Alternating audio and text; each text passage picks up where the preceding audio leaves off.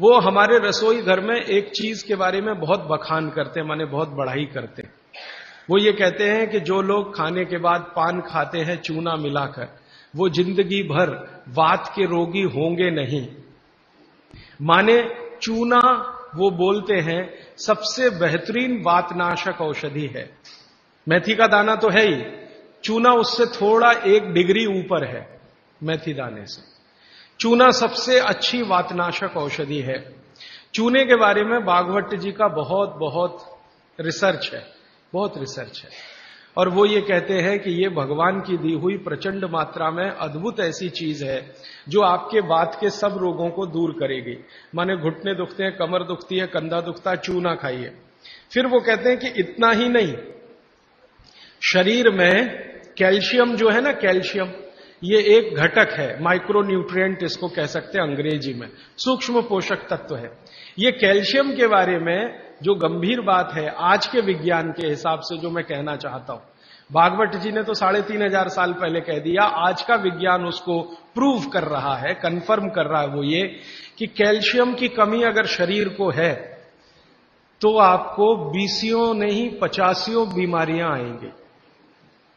Calcium की कमी अगर है शरीर को तो 50 बीमारियां आएंगी। क्या क्या आ सकता है? हर तरह का दर्द आपको होगा, हर तरह का, मांसपेशियों का दर्द, हड्डियों का दर्द, सब तरह का। हड्डियों की जितनी विकृतियां हैं वो सब कैल्शियम की कमी से आएंगे। हड्डियों के जितने रोग हैं वो सब कैल्शियम की कमी से आएंगे। फिर वो कहते हैं कि रक्त के बहुत सारे रोग कैल्शियम की कमी से आते हैं, रक्त के रोग, खून की बीमारी। फिर वो कहते हैं कि बहुत सारे कफ के रोग कैल्शियम की कमी से आते हैं। तो कैल्शियम कम नहीं होने देना चाहिए। जो विज्ञान आज का कहता है, आधुनिक विज्ञान ये कहता है कि कैल्शियम वो माइक्रो न्यूट्रिएंट है, वो सूक्ष्म पोषक तत्व है जिसके शरीर में रहने पर ही दूसरे सूक्ष्म पोषक तत्व उपयोगी होते हैं। ये 12-15 साल का रिसर्च है, एक वाक्य में मैंने खत्म कर दिया। कैल्शियम की उपस्थिति में ही बाकी सभी सूक्ष्म पोषक तत्व उपयोगी होते हैं। इसका मतलब यह है कि अगर आपको शरीर में विटामिन सी का असर देखना है तो कैल्शियम चाहिए, विटामिन ए का असर देखना है तो कैल्शियम चाहिए, विटामिन बी का असर देखना है तो कैल्शियम चाहिए, अगर विटामिन डी का असर देखना है तो भी कैल्शियम चाहिए, विटामिन के का असर देखना है तो भी कैल्शियम चाहिए, प्रोटीन अच्छे से आपके शरीर को काम में आए तो कैल्शियम चाहिए, कार्बोहाइड्रेट्स ठीक से आपके शरीर को मदद करे तो कैल्शियम चाहिए, फैट्स आपके शरीर में डिसॉल्व होते रहें और जहां जरूरत है वहां लुब्रिकेशन में मदद करते रहें तो कैल्शियम चाहिए। माने समझ लीजिए कि कैल्शियम अगर नहीं है तो शरीर में सब कुछ बीमारियां आने ही वाली है। इसलिए कैल्शियम की उपलब्धता शरीर को होनी ही चाहिए। अब इसके बारे में भागवत जी कहते हैं, आधुनिक विज्ञान ने अभी प्रूव किया, भागवत जी पहले ही कह गए कि हमारे शरीर की 40 वर्ष की उम्र तक, 40 से 45 वर्ष की उम्र तक जो कुछ भी हम खा रहे हैं इसी में से हमको कैल्शियम मिलता रहता है। सबसे ज्यादा कैल्शियम आप जानते हैं दूध में है, दूध, फिर दूध के बाद दही, दही के बाद मट्ठा, मट्ठे के बाद मक्खन, मक्खन के बाद घी, इन सब में भरपूर कैल्शियम है। फिर आपने खाया संतरा, मौसम्मी, नारंगी, अंगूर, द्राक्ष, जो भी खट्टे फल, आम वगैरह वगैरह, सब में कैल्शियम भरपूर मात्रा में है।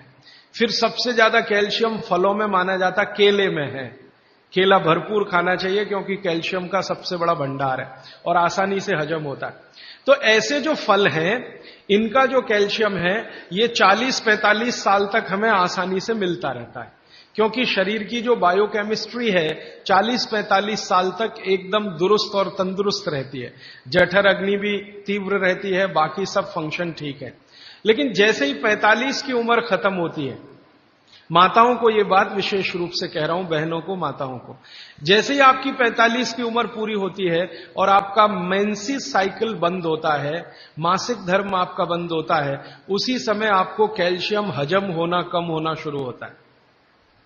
आप कितना भी ये सब चीजें खाएं, केला भी खाएं, ये भी खाएं, लेकिन कैल्शियम उतना पूर्ति नहीं करता, क्योंकि कैल्शियम को शरीर में डाइजेस्ट कराने वाला जो हार्मोन है वो तभी तक आपको है जब तक आपकी मासिक चक्र की शुरुआत है।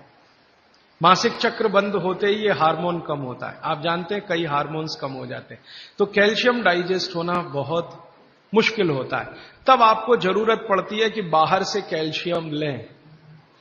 इसलिए सब माताएं इस बात को ध्यान दें और इसको गांठ बांध लें कि 45 की उम्र होते ही चूना खाएं, क्योंकि अतिरिक्त बाहर से कैल्शियम उसी से मिलेगा। चूना जरूर खाएं आप सबके लिए, और आपको भी है चूना खाएं, क्योंकि आपकी उम्र भी 45 की जब पूरी होगी तो ये जो कैल्शियम है वो आपके लिए पर्याप्त नहीं है जो फलों से और सब्जियों से आ रहा है, कुछ अतिरिक्त चाहिए। और चूंकि बाकी सब माइक्रो न्यूट्रिएंट्स कैल्शियम की उपस्थिति में ही काम आएंगे, इसलिए इस पर ध्यान दीजिए। तो शायद इसलिए इस देश में एक परंपरा विकसित हुई है पान खाने की। ये पान खाने की परंपरा बहुत वैज्ञानिक है, बहुत ही वैज्ञानिक। जिसने भी शुरू की वो बागभट्ट का पक्का चेला रहा होगा, बहुत समझकर उसने ये शुरू की। और ये अद्भुत है। अद्भुत मैं इसलिए कह रहा हूं कि भारत की सब जातियों में उत्तर से दक्षिण, पूरब से पश्चिम ये परंपरा है। कहीं भी चले जाओ, आप सिक्किम में चले जाओ, अरुणाचल में चले जाओ, वो भी पान खाते हैं। और आप धुर दक्षिण में आ जाओ तो यहां भी है, उत्तर में चले जाओ, कहीं भी चले जाओ, तो ये पान खाना भारतीय सभ्यता का एक बहुत महत्वपूर्ण अंग है जो स्वास्थ्य से जुड़ा हुआ है। बस ध्यान इतना ही रखिए कि पान जो है चूने का ही खाना है। पान जो है चूने का ही खाना है। पान कभी भी कत्थे वाला ना खाएं, क्योंकि कत्था आपके लिए उतना उपयोगी नहीं है। कत्था स्वाद के लिए आप उपयोग करते हैं, चूना औषधि के लिए उपयोग करते हैं। ये बात मैं एक बार पहले भी कह चुका हूं, आज फिर से इसलिए कह रहा हूं कि कुछ नए चेहरे मैं देख रहा हूं।